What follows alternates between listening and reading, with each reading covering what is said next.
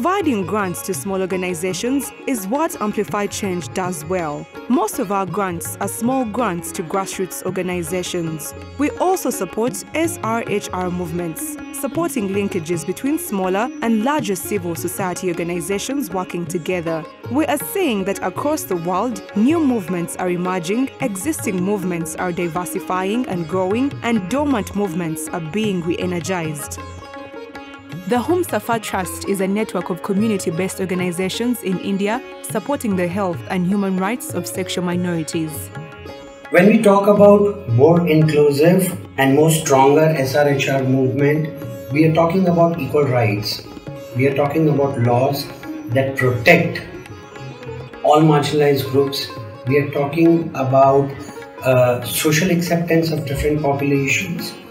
Unless there is a process of inclusivity, unless people are treated as equals, unless they have their rights in place, unless there are laws that protect them when their rights are being violated, we will not be able to build a stronger movement.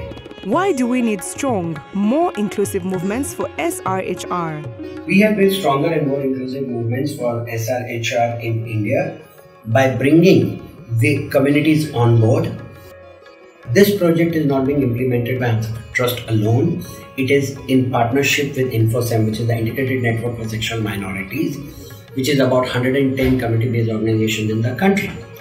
So what we did was, under this project, which is called Connect, we invited applications from InfoSem members, of which through a fair process of selection, 25 community-based organizations were taken in as Connect partners.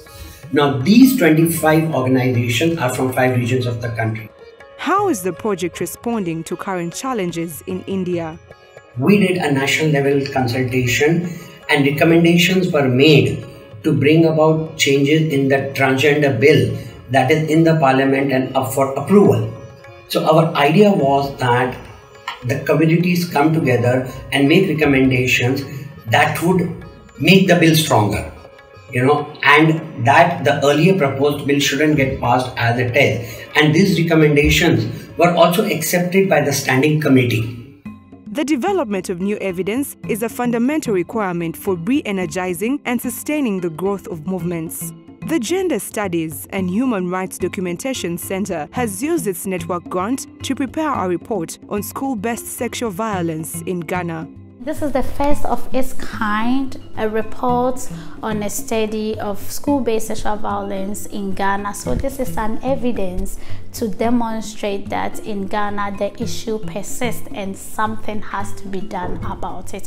We have recommendations in the report that we are hoping that everybody in the nation will consider and support the prevention of school-based violence. 239 peer educators, young people are within the communities in the districts who are also imparting knowledge and also helping to prevent school-based sexual violence.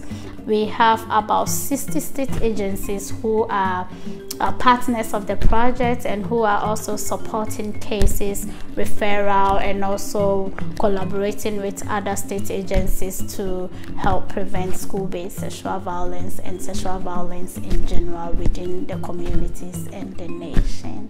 The National Mobile Best Survey of 3,671 Ghanaians revealed disturbingly high numbers of youths exposed to school-based sexual violence.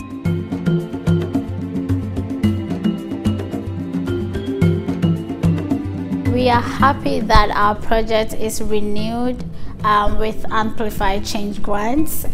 So in terms of upscaling our project, we are going to expand the number of our peer educators group. We are also going to reach out to our partners in on other platforms to also support referral cases.